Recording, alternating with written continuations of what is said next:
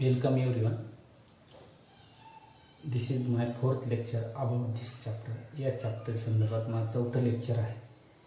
या अगोदर मागच्या तासाला आपण केमिकल कॉम्बिनेशनच्या संदर्भात 5 लॉचा स्टडी केलेला आहे. त्यानंतर डाल्टन्स ॲटॉमिक थेरी याचे इम्पॉर्टंट फीचरसुद्धा सांगितलेले आहे. आता या एक लक्षात घ्या की लॉ ऑफ केमिकल कॉम्बिनेशन आहे. 5 लॉ आहेत. त्या 5 लॉ पैकी कमीत कमी 2 लॉ एक्झामला विचारले जातात आणि 2 मार्कासाठी विचारले जातात. ते कसे विचारले ते स्टेटमेंट 1 मार्कासाठी आणि एक्सप्लेनेशनला 1 मार्क असे 2 मार्क विथ एक्झाम्पल. एक्सप्लेनेशन देताना असताना एक्झाम्पल देणं फार गरजेचं आहे. ओके. त्यानंतर डाल्टन्स ॲटॉमिक थेरी आहे. डाल्टन्स ॲटॉमिक थेरी ही 2 मार्कासाठी विचारली जाते. ओके. त्याचे 4 इम्पॉर्टंट फीचर्स आहेत. 4 लिहिले तर 2 मार्क्स मिळतात. त्यानंतरचा नेक्स्ट पॉईंट आहे ॲटॉमिक अँड मॉलिक्युलर मासेस. त्यातलं मी पहिले सांगणार आहे तुम्हाला ॲटॉमिक मास. ओके. आता ॲटॉमिक लक्षात ठेवा की every element has a characteristics atomic mass. Even those atom is very tiny, individual and cannot see with naked eye.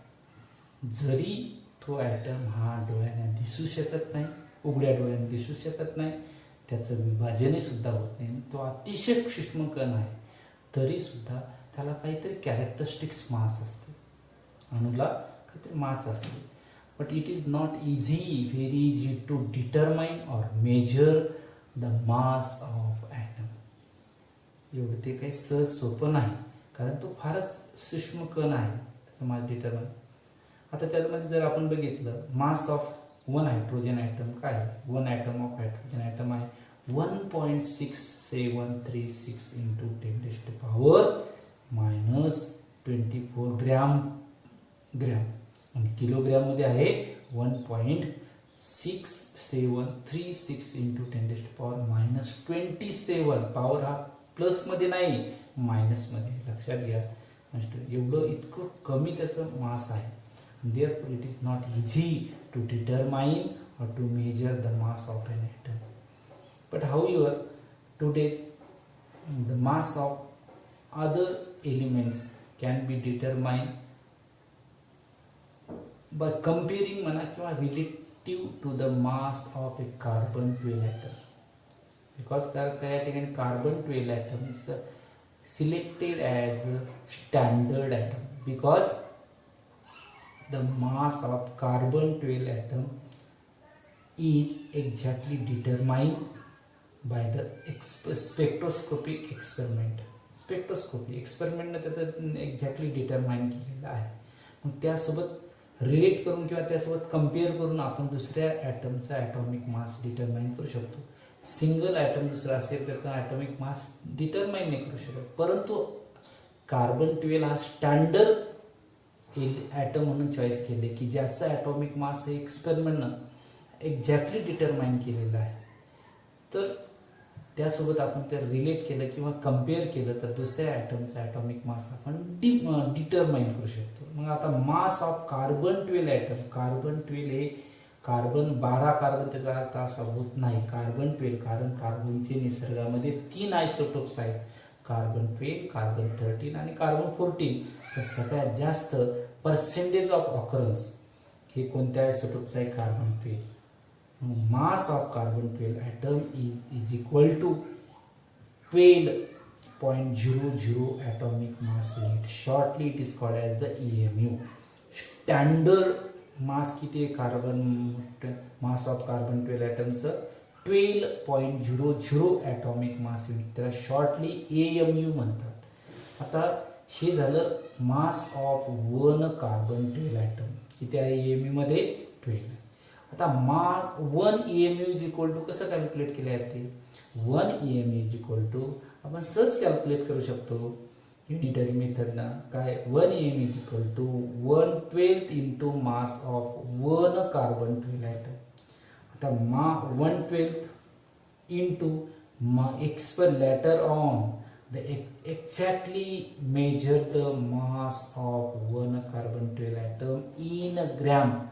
by experimentally, that is 1.992648 into 10 to the power minus 23 gram एवढं मास एका carbon 12 ॲटमचा मास किती आहे gram मध्ये एवढा आहे आणि atomic mass unit मध्ये एवढा आहे.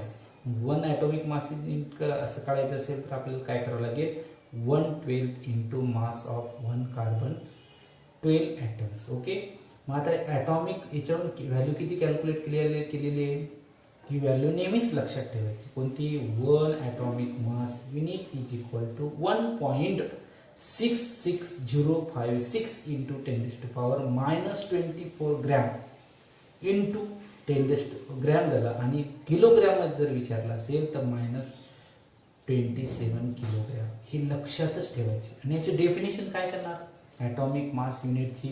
atomic mass unit is defined as the mass exactly equal to the 1/12 of the mass of one carbon 12 atom.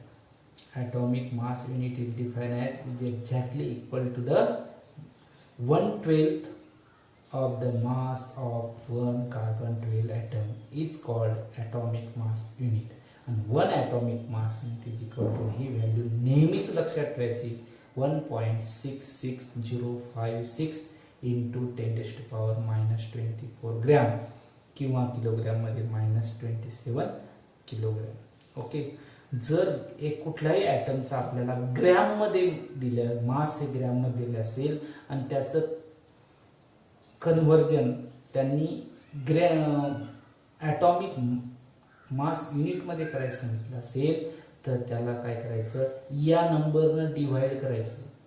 Okay, किंवा दिलेलं कुठल्याही ॲटमचं मास हे ॲटॉमिक मास युनिट मध्ये दिलं असेल त्याचं कन्व्हर्जन आपल्याला जर ग्रॅम मध्ये करायचं असेल तर या नंबरनं मल्टिप्लाय करा.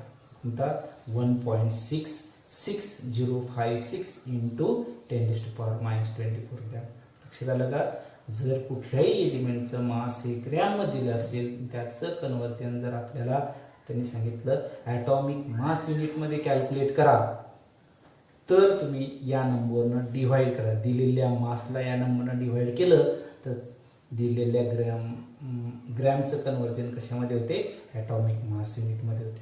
किंवा दिलेलं तुम्हाला जर हे असेल दिलेलं गिवन ॲटमचं मास हे जर AMU मध्ये दिलं असेल आणि त्याचं कन्व्हर्जन तुम्हाला काय सांगितलं या ठिकाणी ग्रॅम मध्ये करायचं सांगितलं असेल तर या नंबरनं मल्टिप्लाय करायचं. दिलेलं गिवन ॲटमचं ॲटॉमिक मास हे AMU मध्ये दिलं असेल तर त्या ठिकाणी त्याचं कन्व्हर्जन ग्रॅम मध्ये करायचं असेल तर या नंबरनं मल्टिप्लाय करा. लक्षात आलं. ओके, आणि एक लक्षात घ्या1 AMU is equal to 1 dalton आणि त्यासाठी सिम्बॉल आहे recently 1 AMU is replaced by dalton आणि डाल्टन साठी सिम्बॉल आहे U. म्हणजे 1 AMU आणि only AMU is replaced by symbol U. U means unified mass.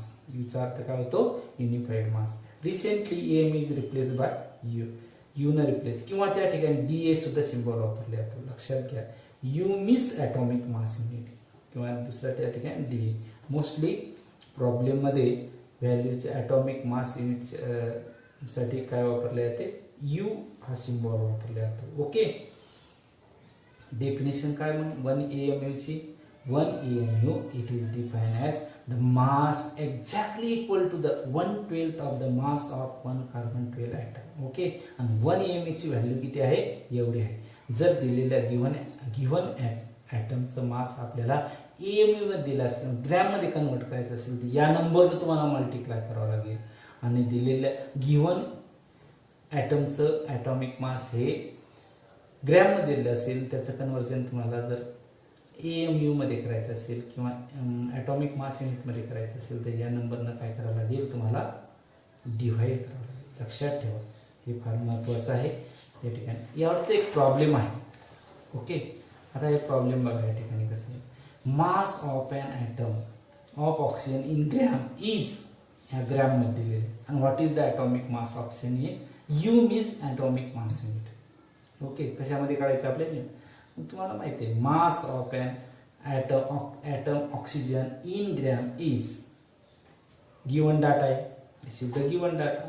Since we know that, आपल्याला माहित आहे 1 AMU म्हणजेच 1U, 1 AMU is equal to 1.66056 into 10 to the power minus 24 gram means U means unified mass किंवा त्याला atomic mass unit. Simply atomic mass unit is replaced by diatom. त्यासाठी symbol वापरला आहे तो U. Okay, small u. Then आता या ठिकाणी next बघा काय हे आपल्याला माहिती आहे. एवढं ग्रॅम बरोबर ना 1.66056 into 10 to the power minus 24 gram is equal to 1 unified mass. Therefore 26.56896 into 10 to the power minus 24 gram of oxygen is equal to X unified mass means U. Okay, आता युनिटरी मेथडने याला कसं solve करू शकतो. या दोन्हीचं multiply करायचं आणि हा number याला डिवाइड करायचा. दोन्ही मल्टिप्लाय केलं, कुठलीही व्हॅल्यू लिहित असताना प्रॉब्लेममध्ये विथ युनिट लिहायची बरं का. ही व्हॅल्यू काय आणि त्याचे युनिट ग्रॅम. दुसरं 1U divide by okay gram great cancel. पॉवरमध्ये या ठिकाणी अंशामध्ये 10 to the power minus 24 आहे, छेदामध्ये 10 to the power minus 24. ते वरती मायनस वरती आल्यानंतर काय होणार, छेदाचा अंश स्थानी आल्यानंतर मायनसचा काय होतो प्लस होतो. मग -24 आणि +24 गेट कॅन्सल होणार. ओके, ग्रॅम कॅन्सल होणार. काय शिल्लक राहिलं, मग सगळ्यांना या दोन्हीचा भागाकार केला तर येतो तो 16.00 U. U means unified mass म्हणा किंवा ॲटॉमिक मास युनिट म्हणा. ओके, आणि atomic mass of oxygen is equal to किती आहे 16.00 युनिफाईड मास किंवा ॲटॉमिक मास युनिट. ओके, ते नेक्स्ट पॉइंट आहे अवरेज ॲटॉमिक मास. तर लक्षात ठेवा मेनी नॅचरली ऑकरिंग एलिमेंट्स, निसर्गात सापडणारे अनेक मूलद्रव्ये असे अस्तित्वात आहे की as a mixture of more than one isotopes. ते मिक्सचरच्या स्वरूपात एकापेक्षा जास्त आयसोटोपच्या फॉर्ममध्ये निसर्गात मध्ये अस्तित्वात आहे.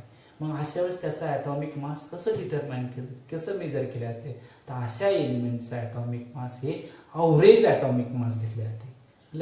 मग त्या ठिकाणी बघा मग आयसोटोप्स कसे व्हायचं. Isotopes have different atomic mass but same atomic number. की ज्या एलिमेंटचा ॲटॉमिक नंबर सेम असतो, मास नंबर हा डिफरंट असतो. खाली जे लिहितात बेसमध्ये जे लिहितला तो असतो ॲटॉमिक नंबर, आणि वर पॉवर या ठिकाणी वरती डोक्यावरती जे लिहितात ते असतं ॲटॉमिक, खालचा ॲटॉमिक नंबर वरचा मास नंबर असतो. तर ज्याचा atomic number same mass number different असतो त्याला आपण आयसोटोप्स म्हणतो. आणि अशा आयसोटोपचं जे ॲटॉमिक मास घेतले जाते ते अवरेज ॲटॉमिक मास घेतले जाते. कुठल्याही पर्टिक्युलर एका आयसोटोपचं मास कन्सिडर केले जात नाही. तर असे आयसोटोप जर नॅचरली ऑकरिंग एलिमेंट हा आयसोटोपिक फॉर्ममध्ये निसर्गामध्ये असेल तर त्याचं अवरेज ॲटॉमिक मास कॅल्क्युलेट केला जाते. अवरेज ॲटॉमिक मास कॅल्क्युलेट करण्याचा अतिशय सोपा एक फॉर्म्युला आहे. काय केलं जाते, समजा एक या ठिकाणी उदाहरण दिलेलं आहे. या ठिकाणी आयसोटोप्स आहे, कार्बनची 3 आयसोटोप्स कोणते, कार्बन 12, कार्बन 13, कार्बन 14. त्याचा ॲटॉमिक मास दिलेला आहे कशामध्ये, यू युनिफाईड मासमध्ये दिले, म्हणजेच कशामध्ये दिलेला आहे, त्या ॲटॉमिक मास युनिटमध्ये दिलेला आहे. बरोबर आहे का. हे कार्बन 12 आहे, त्याचे 12 आहे, कार्बन 13 आहे, त्याचा मास 13.00335. हे एक्सपेरिमेंटली डिटरमाइन केलेलं आहे. ओके, लक्षात घ्या, कारण हा कार्बन 12 हा स्टँडर्ड आहे की ज्याचं. त्यानंतर कार्बन 14 आहे, कार्बन 14 आयसोटोपचा atomic mass in unified mass U मध्ये इतका आहे. ओके, मग आता रिलेटिव्ह अबंडन्स म्हणजे काय, पर्सेंटेज ऑफ ऑकरन्स. निसर्गामध्ये हा आयसोटोप किती पर्सेंटमध्ये सापडतो, तर कार्बन 12 हा सगळ्यात 3 आयसोटोप मध्ये among the 3 isotopes the carbon 12 isotopes occurring percentage of occurrence is 98.892%. Carbon 13 1.108%. Carbon 14 2 into 10 to the power minus 10%. लक्षात ठेवा. ओके.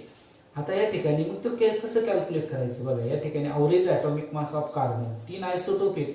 मग कुठल्याही एका ॲटमचं, कोणत्याही एका ॲटमचं ॲटॉमिक आयसोटोपचं ॲटॉमिक मास कन्सिडर करत नाही, तर असं आयसोटोपिक फॉर्ममध्ये असेल तर सगळ्यांचं अवरेज काढलं आहे. मग ते अवरेज कसं काढतात, तर बघा अतिशय काळजीपूर्वक काय केलं आहे त्या ठिकाणी, ॲटॉमिक मास युनिट, त्याचा ॲटॉमिक मास कशा कुठल्या फॉर्ममधलं, ॲटॉमिक मास युनिट फॉर्ममधलं. ओके.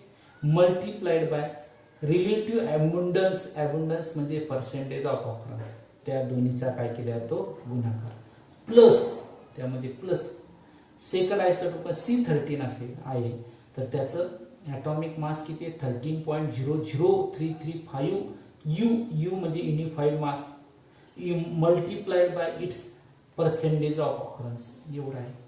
प्लस काय केलं आहे ते C14, याचं या ठिकाणी ॲटॉमिक मास किती आहे तर 14.00317 ॲटॉमिक मास युनिट आहे, म्हणजे युनिफाईड मास आहे you multiplied by its percentage of occurrence, that is a 2 into 10 to the power minus 10% एवढा आहे. आणि नंतर याचं मल्टिप्लाय करायचं आणि नंतर तिन्हींची ऑल ची काय करायची, एक ॲडिशन करायची, बेरीज करायची, आलेल्या बेरजेला 100 भागायचं आणि नंतर जे येणारे आन्सर आहे this is the average atomic mass of carbon. कार्बनचा अवरेज ॲटॉमिक मास किती आहे तर 12.1011 U. U means atomic mass किंवा त्याला लॉंग फॉर्म आहे युनिफाईड मास. फक्त सिम्पली काय केलेले आहे रिसेंटली की atomic mass unit replaced by the U आणि यूचा long for unified mass. Is it clear? Okay. कळालं तुम्हाला? कुठल्याही जर निसर्गामध्ये सापडणारे एलिमेंट्स हे आयसोटोपिक फॉर्ममध्ये असतील तर त्या काय केल्या ते अशा एलिमेंटचं ॲटॉमिक मास हे अवरेज ॲटॉमिक मास कॅल्क्युलेट केलं आहे. त्याने अवरेज ॲटॉमिक मास कॅल्क्युलेट करत असताना काय केलं आहे ते की प्रत्येक आयसोटोपचं ॲटॉमिक मास त्याच्या पर्सेंटेज ऑफ अबंडन्सनं किंवा पर्सेंटेज ऑफ ऑकरन्सनं मल्टिप्लाय केलं. किती पर्सेंटमध्ये निसर्गात सापडतो त्यानं मल्टिप्लाय केले आहे ते आणि सगळ्यांचं मल्टिप्लाय आणि सगळ्यांचे ॲडिशन केले आहेत आणि त्याला 100 डिवाइड केले आहे. त्यांनी मिळणारं जे वेट असते मास असते ते म्हणजे आपल्याला average atomic mass of carbon असेल. हायड्रोजन घेतलं आहे ते हायड्रोजन, कारण हायड्रोजन सुद्धा आयसोटोपिक फॉर्ममध्ये सापडतो. 3 आयसोटोप्स आहे हायड्रोजनचे. त्यानंतर क्लोरीन सुद्धा 2 आयसोटोपिक फॉर्म आहे. नायट्रोजन 3 आयसोटोपिक फॉर्ममध्ये आहे. नायट्रोजन 2 आयसोटोपिक फॉर्ममध्ये, ऑक्सिजन 3 आयसोटोपिक फॉर्ममध्ये, nitrogen 14, nitrogen 15. Okay. Oxygen O16, O17 आणि O18. ओके. आता 1-2 प्रॉब्लेम आहेत तुम्ही सोडवा याच्यामध्ये एक्झरसाइजमध्ये दिलेला आहे ते 1-2 प्रॉब्लेम यावरचा 1-2 प्रॉब्लेम तुम्ही सोडवा. काही अडचण आली तर विचार. नेक्स्ट पॉईंट आहे मॉलिक्युलर मास. लक्षात ठेवा. आता मॉलिक्युलर मास कशाला म्हणायचं बघा. आता कार्बन डायऑक्साईड आहे हा एक मॉलिक्यूल आहे आणि त्या मॉलिक्यूलमध्ये किती कार्बन आहे तर molecular mass of carbon dioxide कसं कॅल्क्युलेट केले जाते तर बघा नंबर ऑफ कार्बन किती आहेत 1 multiplied by average atomic mass of carbon. कारण कार्बन हा आयसोटोपिक फॉर्ममध्ये निसर्गामध्ये आहे म्हणजे त्याचं एका कुठल्याही कार्बनचं एका आयसोटोपचं मास नाही घ्यायचं, सगळ्यांचं अवरेज करायचं. अवरेज दिलेलं असतं.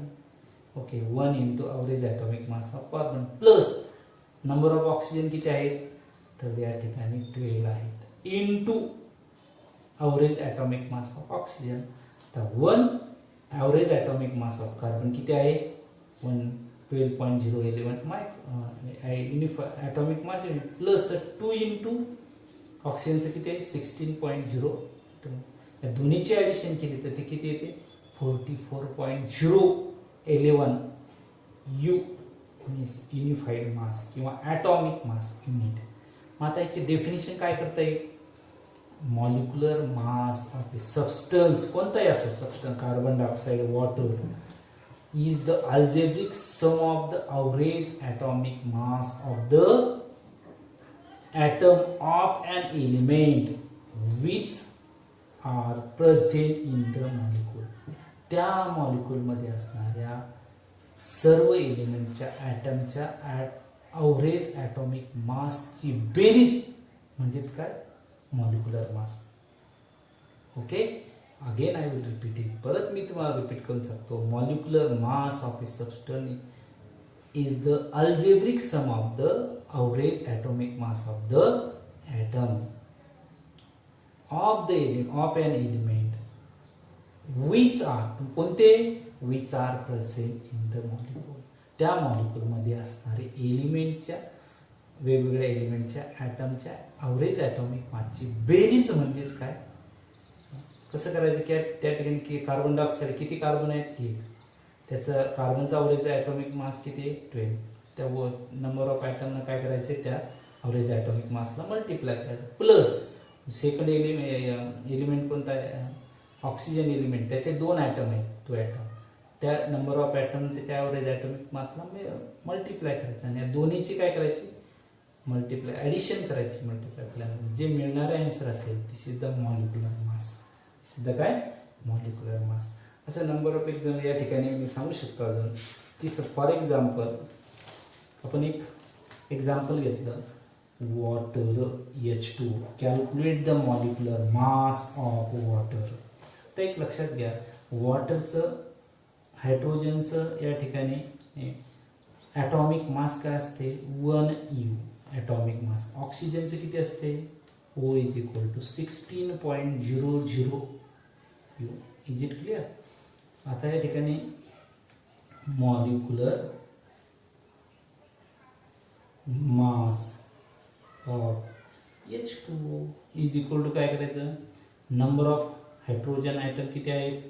2 multiplied by its atomic mass 1U plus number of oxygen is 1 multiplied by its atomic mass 16 U. याचं केलं तर 2U म्हणजे atomic mass unit plus 16 U म्हणजे दोन्हीची ॲडिशन केली त्याला फायनली येते 18 U. Molecular mass of water H2O is equal to 18. Okay, second example घेतलं आपण. फॉर एक्झाम्पल C6H12O6 ग्लुकोज घेतला. आता या ठिकाणी कार्बनचा वी नो दॅट किती आहे? ॲटॉमिक मास युनिट किती आहे? 12.00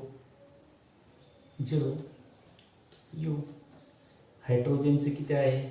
1U. ऑक्सिजनचं किती आहे? 16 युनिफाईड मास. ओके, तर काय करायचं? या ठिकाणी molecular mass of a substance म्हणजे C6H12O6 it is the algebraic sum of the atom of an element which are present in the molecules. Okay, is equal to काय करणार? नंबर ऑफ कार्बन ॲटम किती आहे? 6 into त्या कार्बनचं average atomic mass किती आहे? 12 plus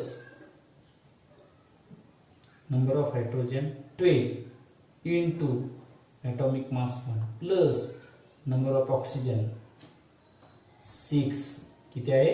6 into 60. Okay, आता या ठिकाणी सगळ्यांचं जर कॅल्क्युलेशन केलं तर किती येणार? 1272. Okay, plus 12 96. ओके, यांचं केलं तर किती येणार? बघा 180. किती येणार ते? 180 U. Is it clear? 180 180. The molecular mass of glucose is 180 atomic mass unit किंवा unified mass, that is the U. Is it clear? म्हणजे तो या ठिकाणी तुमचा हा पॉईंट क्लिअर झाला असेल, कोणता? Molecular mass. ओके. त्यानंतरचा नेक्स्ट इम्पॉर्टंट पॉईंट आहे तो म्हणजे मोल. मोल हा कन्सेप्ट फार महत्त्वाचा आहे. आपण इन जनरली दैनंदिन व्यवहारामध्ये कुठलाही ऑब्जेक्ट असतील, नंबर ऑफ ऑब्जेक्ट कसे काउंट करतो? समजा पेज असेल, कुठले पेज असतील तर ते पेज कशामध्ये काउंट करतो आपण? एकतर कमी असतील डझनमध्ये काउंट करतो किंवा जास्त नंबर ऑफ ऑब्जेक्ट जास्त असतील तर त्या ठिकाणी आपण ते ग्रॉसमध्ये काउंट करतो. ओके. तसं in chemistry the amount of substance are measured in the mole. 1 मोल, 2 मोल, 4 मोल, 10 मोल. ओके. आता मोल कशाला म्हणायचं? मोल कशाला म्हणायचं की ज्या सबस्टन्समध्ये अवोगाड्रोज नंबर ऑफ पार्टिकल आहे. मग ते पार्टिकल कोणते असतील? एकतर आयन्स असतील, ॲटम्स असतील किंवा मॉलिक्युल्स असतील, त्याला म्हणायचं 1 मोल सबस्टन्स. म्हणजे काय डेफिनेशन कशी करता येईल? 1 मार्कासाठी डेफिनेशन फार महत्त्वाची. The amount of the substance that contain Avogadro's number of particle. मग ते पार्टिकल कोणते? Like ions or atoms or molecule. Okay. आणि that is the Avogadro's number. किती व्हॅल्यू किती आहे?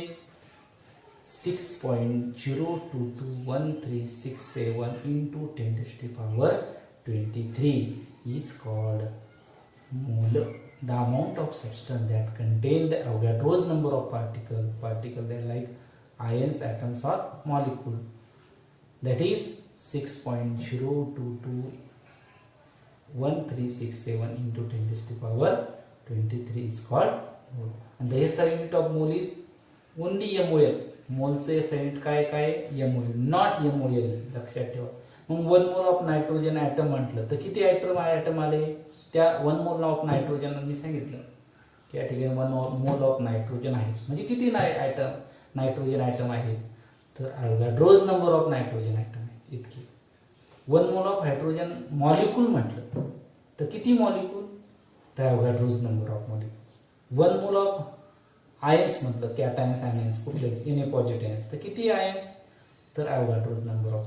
आणि दिस जनरली अवोगाड्रोज नंबर ऑफ व्हॅल्यू किती कन्सिडर केले आहे?